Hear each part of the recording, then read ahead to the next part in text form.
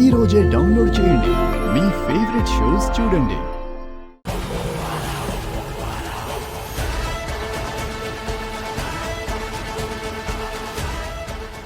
మనుషుల మీద జంతువులు, పక్షులు యాక్సిడెంటల్గా దాడి చేస్తాయి. ఒక్కోసారి ఇంటెన్షనల్గా కూడా దాడి చేస్తాయి. అమ్ము, 5 years బ్యాక్ నీ మీద ఒకరోజు కుక్క, ఇంకొక రోజు రాబందు దాడి చేశాయి కదా? అవును డాడ్.